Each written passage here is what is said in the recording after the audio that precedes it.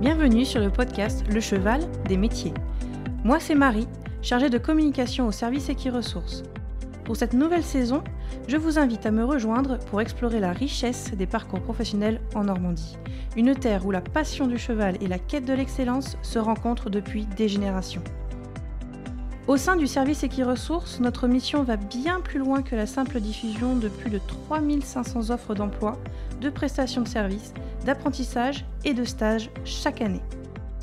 Notre équipe s'engage activement pour faire connaître la diversité des métiers et des formations qui y sont associés pour vous aider dans votre orientation ou reconversion. Associé à l'Observatoire des métiers, de l'emploi et des formations de la filière équine, Equiresources, c'est aussi la diffusion de connaissances en matière d'emploi et de formation. Fort de son expertise, Equiresources contribue à la réussite du Conseil de l'emploi et de la formation de la filière équine. Notre ambition ? Accompagner et conseiller celles et ceux qui souhaitent rejoindre cette filière passionnante. Et pour cela, quoi de mieux que de partager les expériences de professionnels chevronnés. Dans cette nouvelle saison du podcast, nous vous invitons à découvrir des parcours aussi inspirants qu'atypiques, ainsi que des personnalités qui partageront leur expérience et leur formation avec nous. Bonjour à tous, je suis Louise, conseillère en emploi et orientation pour Equiresources. Aujourd'hui, je vous invite à découvrir les métiers de la communication au sein de la filière équine. Un domaine où la passion pour les chevaux se combine à la créativité, à la stratégie et à l'innovation pour bâtir des communautés dynamiques et engagées. Imaginez-vous, derrière un écran, naviguant sur les réseaux sociaux, pour connecter les passionnés de chevaux, concevoir des événements équestres ou rédiger des articles captivants sur le monde équin. Que vous soyez en charge de la gestion de communautés, de la création de contenus visuels ou de la conception de campagnes publicitaires, votre mission est de tisser des liens, d'informer et d'inspirer, tout en mettant en lumière cet univers unique. Ces métiers partagent tous une mission commune.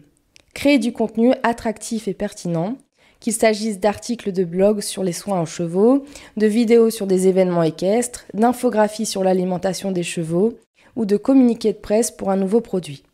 Ils savent qu'un bon contenu doit non seulement informer, et aussi inspirer et divertir, en s'appuyant sur une veille constante des tendances et une grande dose de créativité. Au-delà de la création, ces métiers nécessitent également une organisation rigoureuse et des compétences analytiques. Mesurer l'impact des actions, comprendre les préférences de leur audience et ajuster leur stratégie en conséquence font partie intégrante de leur quotidien, pour rester pertinent et engagé dans un secteur aussi passionnant que celui du cheval. Pour accéder à ces métiers au sein de la filière équine, plusieurs parcours de formation s'offrent à vous.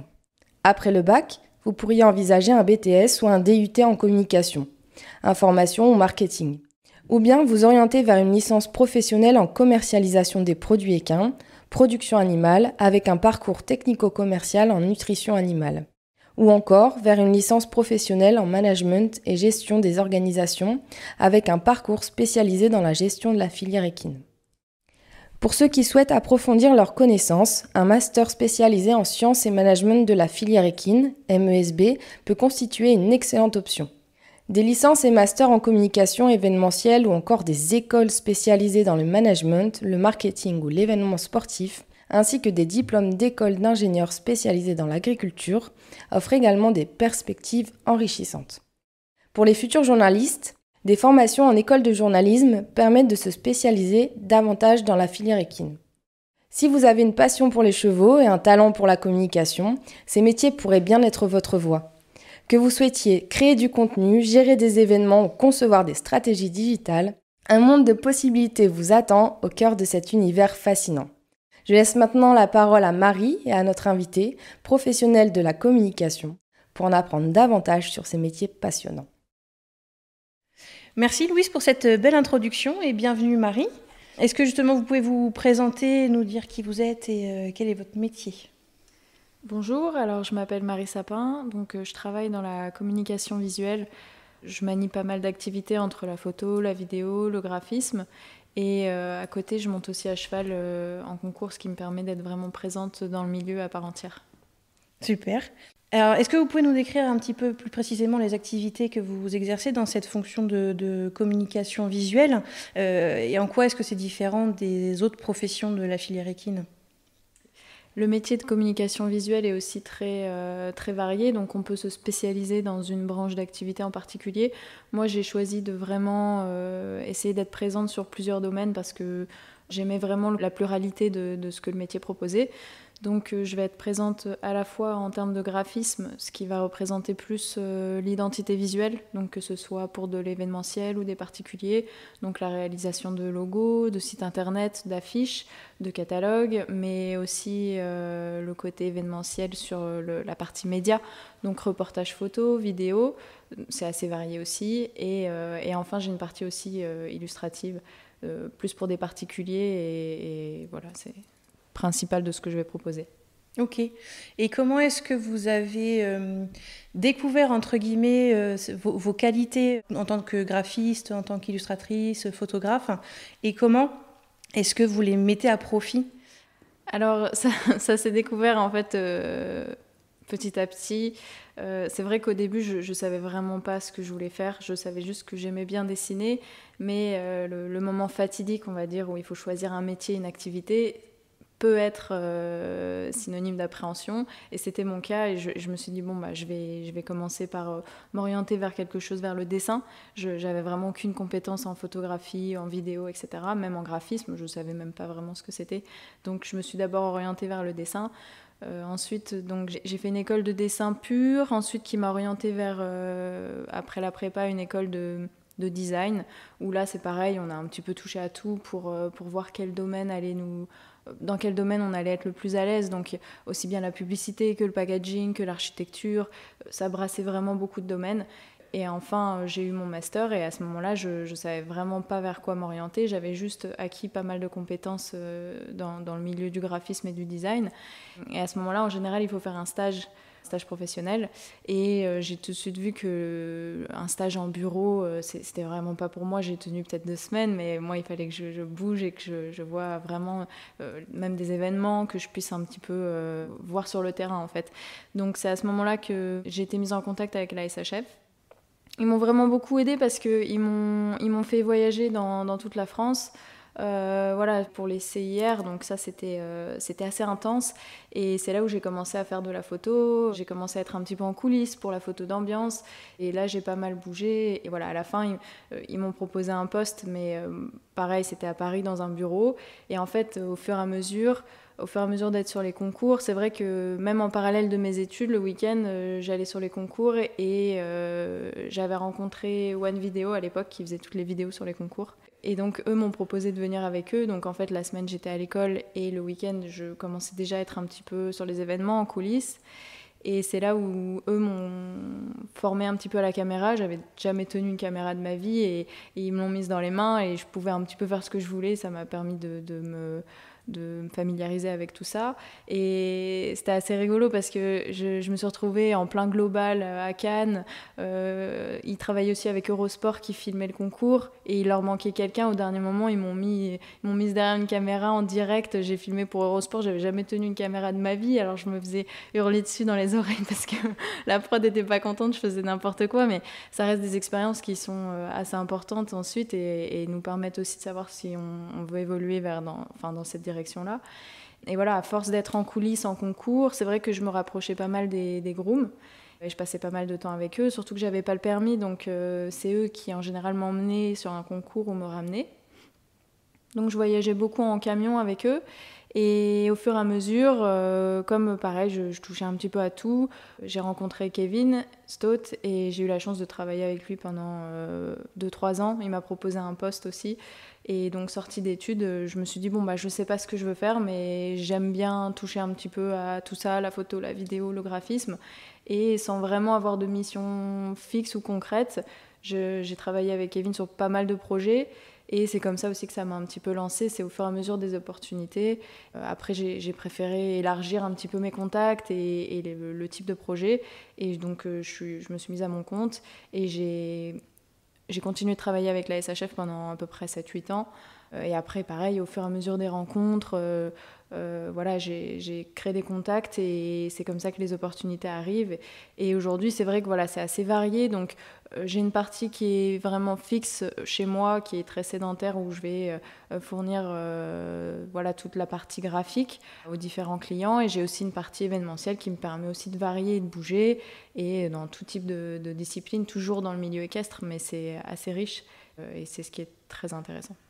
Oui, ok. Donc en fait, au final, on a un peu une triple formation entre déjà le plaisir de dessiner et puis bon, la capacité à le faire, la formation pure et dure en école et finalement la formation sur le terrain qui apprend aussi énormément de choses.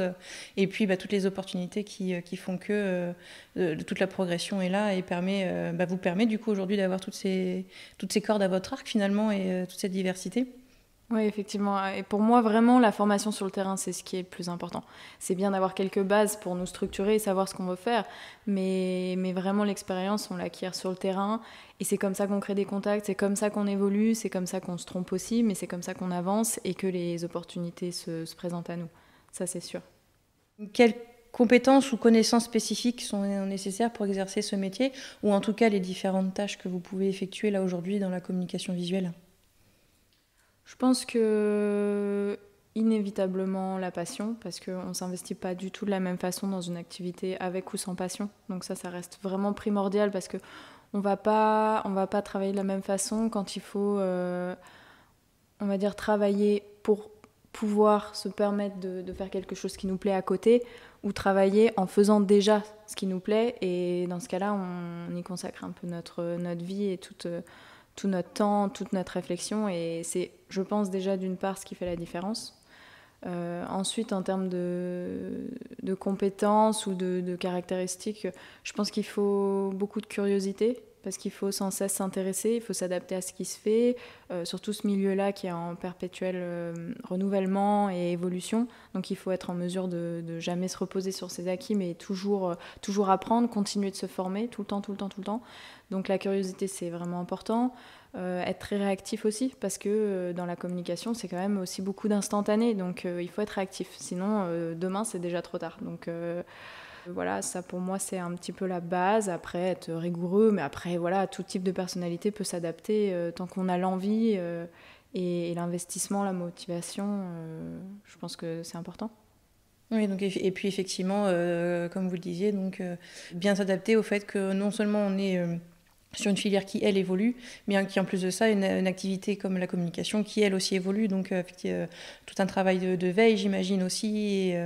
Et oui, donc, être au taquet, quoi. Ouais, c'est ça. Il y a un travail de veille. Et puis, en fait, les clients qui font appel à nous comptent aussi sur nous pour être cette sorte de transmission. Donc, tout repose sur nous. On ne peut pas les laisser tomber. C'est à nous de nous former. C'est à nous de rediriger dans la bonne direction, le bon message, avec la bonne forme. Parce que c'est assez fragile aussi. Il faut faire attention à ça. Donc, d'où l'importance de veiller effectivement en permanence. Comment est-ce que votre métier contribue-t-il aujourd'hui à l'ensemble de la filière équine ? Je pense que la communication visuelle, c'est assez important parce que, comme je vous le disais, en fait, on fabrique une image à partir de ce qu'on a, des éléments qu'on a, pour retransmettre ce que l'on a envie qu'il soit perçu. Donc, en fait, voilà, toute l'image de la filière est, entre guillemets, entre nos mains par la façon dont on va la représenter et par la façon dont on va communiquer à son sujet. Après, une bonne communication, c'est extrêmement important parce que ça va booster la notoriété, ça va apporter beaucoup de visibilité, ça va apporter donc plus de clients, de public, et ça apporte en fait tout le côté image et la façon dont c'est perçu. Donc oui, c'est très important pour la filière. Oui, donc pour résumer, la communication, quelle qu'elle soit, et en particulier visuelle, c'est d'apporter une image, donc alors que ce soit la structure, un produit ou autre, une notoriété et puis du coup un message. C'est complètement, ça ? Oui, voilà. On va transmettre des valeurs et un message.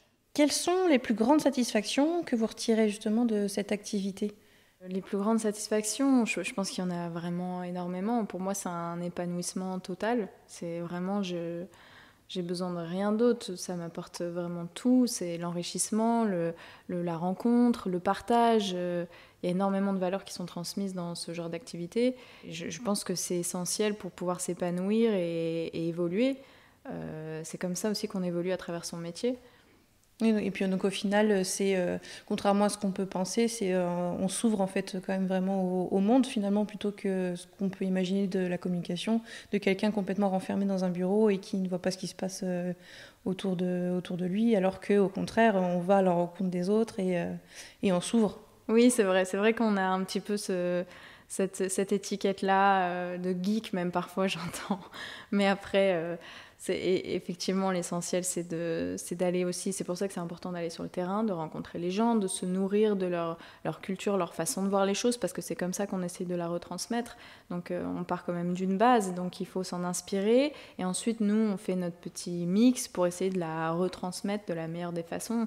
Donc c'est essentiel d'aller à la rencontre des gens, de s'en nourrir, de voir ce qui se passe, d'aller partout en fait. Donc ça, c'est sûr qu'enfermé dans un bureau, on ferait toujours la même chose et ça irait pas très loin.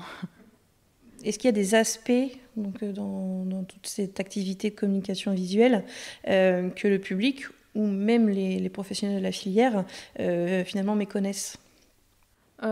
Certainement. Après, en fait, l'avantage aussi de ce métier, c'est d'agir en coulisses. Donc, effectivement, c'est tout ce dont on n'a pas connaissance pour pouvoir produire au devant de la scène, je dirais publiquement, tout ce qui s'y produit. Donc, il y a effectivement pas mal de choses qui sont cachées.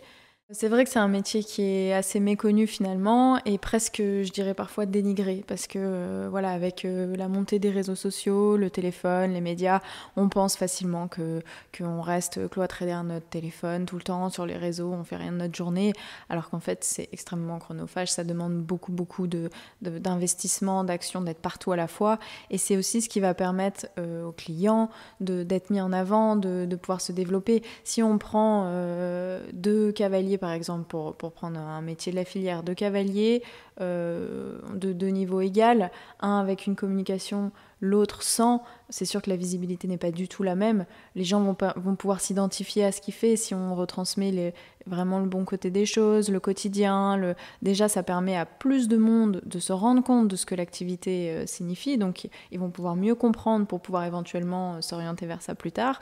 Et en plus, c'est ce qui fait que les gens sont davantage suivis, supportés, plus de soutien. Ça emmène aussi plus d'investissement, de clients, de projets, d'actions autour de tout ça. Et franchement, on ne voit pas un métier comme ça qui est porté au devant de la scène et qui réussit sans avoir un maximum de communication derrière qui l'a aidé à se propulser. Même à un talent brut, en fait, c'est le principe de la mise en avant. Et ça, les gens ne se rendent pas forcément compte de l'importance de la communication et l'impact que ça peut avoir.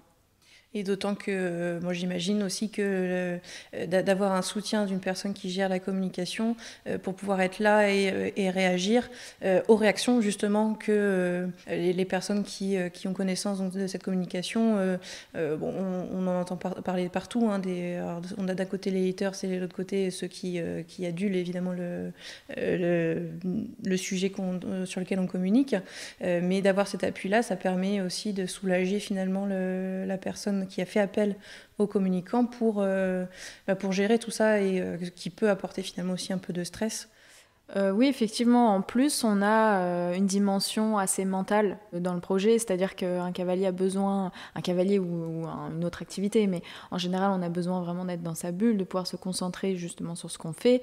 Et avec Internet, en ce moment, on a une montée effectivement de public, de commentaires, d'avis plus ou moins négatifs, souvent négatifs d'ailleurs. Et d'avoir quelqu'un en charge de la communication permettrait de le soulager et de faire en quelque sorte une barrière avec tout ça. Donc on le protège en le mettant dans sa bulle et nous on vient répondre à différents types d'interventions en essayant de redresser, ce qui est aussi un indicateur de l'image qu'on va projeter. Donc on va plus entrer en relation nous avec le côté extérieur pour permettre à l'athlète ou autre type de métier de pouvoir se concentrer sur ce qu'il fait. Et donc finalement une bonne épaule sur laquelle se reposer. Absolument. C'est d'autant plus important aujourd'hui parce qu'avec le sujet mis très en avant sur le bien-être animal. On a beaucoup de remontées négatives qui sont d'ailleurs justifiées ou pas justifiées. Et montrer ce qui se passe en coulisses permet aussi de rassurer et de donner un aperçu de ce qui se passe réellement. Parce que si on ne communique pas et qu'on ne montre pas, les gens peuvent tout imaginer. Et c'est comme ça que après tout évolue négativement. Oui, que les rumeurs courent et... Voilà, c'est ça. Et qu'après, personne ne peut vérifier. Alors qu'en permettant de montrer ce qui se passe, on met tout le monde d'accord et voilà, on peut rassurer sur la façon dont les choses sont réellement faites. Et ça évite du coup la désinformation finalement. Voilà, c'est ça. Et si réellement il y a des cas un peu suspicieux, ils sont tout de suite... ils sont freinés dans leur élan parce que maintenant, avec la communication actuelle, ils peuvent plus se permettre de faire ce qu'ils veulent. Alors, quelle est l'évolution selon vous de ce métier dans la communication ? Est-ce que c'est un métier qui est en expansion et comment est-ce que vous voyez son avenir au sein de la filière ? Alors effectivement, c'est un métier qui se développe énormément, surtout depuis les dernières années. On voit qu'il évolue à toute vitesse et c'est ce qui permet aussi, je trouve, de créer d'autres branches de métier. En fait, au sein d'un métier qui était assez global, avec un ou deux postes d'activité, aujourd'hui on en a des dizaines, peut-être même des centaines. Chaque branche se spécialise et donc voilà, chacun peut trouver vraiment ce qui lui plaît et aujourd'hui ce développement permet de créer énormément de métiers et de donner plus de nuances à la filière et d'apporter beaucoup plus de dimensions. Oui, du coup, finalement, on a plein de portes selon ce qu'on aime faire. Est-ce qu'on va être plutôt justement dans tout ce qui va être visuel ? Est-ce qu'on va plutôt être dans tout ce qui est rédactionnel ? Tout cet éventail de possibilités au sein finalement d'une même branche permet d'apporter satisfaction à bon nombre finalement. Exactement, c'est ça, pour tout type de demande et pour tout type d'activité, que ce soit l'événementiel, côté organisateur, côté cavalier, côté particulier, ça permet vraiment de pouvoir s'adapter à chacun. Est-ce que vous avez rencontré des obstacles particuliers durant votre carrière ? Alors des obstacles particuliers, je n'appellerais pas ça un obstacle, j'appellerais ça peut-être une redirection. Mais on va dire que personnellement, la chance que j'ai eue, c'est de pouvoir switcher sur plusieurs activités. Ce qui m'a permis de couvrir pas mal de domaines et donc de jamais me trouver vraiment à court de travail. Parce que c'est vrai qu'il y a eu des périodes plus ou moins timides, on va dire, selon la branche d'activité qui était exercée. Et or, moi, de mon côté, comme je suis plus... je suis d'un côté particulier, d'un côté événementiel, j'ai pu switcher à chaque fois pour pouvoir rebondir. C'est là où, effectivement, quand j'étais à l'école, on m'a déconseillé d'être ce qu'on appelle un couteau suisse, parce que à chaque fois, on nous disait que si on se perdait dans plusieurs activités, on allait tout faire, mais mal faire. Moi, je conseillerais plutôt l'inverse, parce que c'est comme ça qu'on s'enrichit, c'est comme ça qu'on découvre de nouvelles choses et qu'on peut répondre à plusieurs types de besoins et de demandes. Après, j'ai rien contre les gens qui se spécialisent, au contraire, je pense que c'est important d'être très bon dans quelque chose et il vaut mieux effectivement être très bon dans un domaine que moyen dans plusieurs. Mais je pense qu'en tout cas, il n'y a pas de limite et d'interdiction, il faut faire ce qui nous appelle. Et donc si on est intéressé par plusieurs domaines, il ne faut pas s'y restreindre. Et si au contraire on a envie d'être le meilleur dans une activité, je pense qu'il y aura toujours du travail pour les gens qui s'investissent à ce point. Après, c'est vrai que ça peut être compliqué parce qu'aujourd'hui, on voit énormément de photographes, de vidéos avec l'accessibilité du matériel qui est quand même très important aussi. Mais à la fin, je pense que si on arrive à trouver notre touche personnelle, on fera toujours la différence parce que les gens choisiront de travailler avec nous pour qui on est et ce qu'on apporte dans notre travail. Et dans ce cas-là, normalement, il n'y aura pas de souci. Oui, et puis finalement, on va, entre les profils qui vont se spécialiser et ceux qui vont avoir un éventail un peu plus large, peuvent aussi très bien travailler conjointement sur des mêmes projets pour avoir l'expertise de la personne qui est spécialisée, mais aussi toute l'approche de la personne qui aura une activité un peu plus large. C'est ça aussi, ce côté qui peut être intéressant au final. De se serrer les coudes un petit peu aussi. Bien sûr, mais toutes les activités sont complémentaires en quelque sorte et le but c'est de travailler aussi ensemble pour créer des nouveaux projets et se faire grandir mutuellement.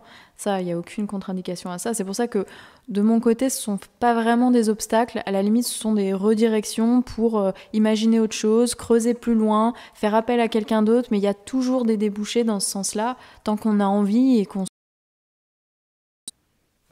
Alors, quelles sont vos plus grandes satisfactions que vous retirez de cette activité ? Ce qui m'apporte aussi beaucoup, c'est le côté émotionnel. En fait, à travers ce métier, ça me permet vraiment de pouvoir vibrer aux côtés des sportifs, de la compétition. C'est indescriptible, mais ça retransmet une sorte d'émotion, d'adrénaline, même à pied, parce que pour l'avoir vécu aussi à cheval, c'est vraiment différent. Et à pied, on est complètement transpercé par ça, et ça nous permet vraiment de vibrer. Je pense qu'il n'y a vraiment que le sport qui permet de retransmettre ça. Et le côté émotionnel m'apporte énormément. C'est comme dans mes illustrations, ce que j'aime vraiment, c'est pouvoir retransmettre un message et les émotions que les gens me décrivent. En fait, les gens me racontent toute une partie de leur vie et j'essaye d'assembler ça sans les connaître. Et la façon dont ils reçoivent ça déclenche tellement de reconnaissance, de messages d'espoir. C'est vraiment incroyable. Je pense que les gens ont besoin aujourd'hui de bienveillance, de ce type d'espoir, parce que tout est souvent assez noir. Et je pense que ce qu'ils apprécient vraiment dans ce type de réalisation, c'est que ça leur permet aussi de pouvoir voir plus loin, de rêver, d'assembler tout ce qui est, selon eux, possible, mais en même temps qui ne s'autorisent pas à vivre. Alors que finalement, je pense que beaucoup de limites sont conditionnées par notre mental et nos peurs, alors que je pense que honnêtement et sincèrement, tout est vraiment réalisable et possible, mais il suffit vraiment d'y croire. Et les gens ont encore du mal à se l'autoriser, et à travers mes dessins, parce que c'est un dessin, ils acceptent beaucoup plus facilement ce type de message. Ouais, et puis on en revient du coup à ce côté affect finalement qui est hyper important chez les gens. Ils ont besoin de s'ouvrir l'esprit, de laisser libre cours à leur imagination et aussi d'ouvrir les portes aux émotions. C'est hyper important, je pense, pour tout le monde, effectivement. Oui, c'est ça. Et de pouvoir le vivre à travers votre travail, du coup, c'est satisfaisant à la fois pour vous et parce que vous voyez justement cette satisfaction et cette joie finalement qui en ressort chez vos clients et même aux autres personnes qui peuvent les entourer, du coup. Oui, voilà, exactement. Les gens ont parfois du mal à montrer leurs émotions, je sais pas, c'est une sorte de vulnérabilité ou de fragilité, alors qu'au final, c'est vraiment la source de richesse la plus importante et c'est ce qui permet de partager, de décupler la façon dont c'est intercepté, ressenti. Donc moi, j'encourage vraiment à essayer de s'ouvrir en ce sens-là. Merci à tous pour votre écoute. Si cet épisode vous a plu, n'oubliez pas de nous déposer quelques mots pour partager avec nous vos expériences ou de nous mettre 5 étoiles sur Apple Podcast pour nous aider à rendre ce podcast plus visible. Retrouvez aussi toutes les informations dont vous avez besoin sur notre site internet www.equiresources.fr. Pour vous proposer ce contenu au format podcast, Equiresources Service de l'IFCE a reçu le soutien de la région Normandie.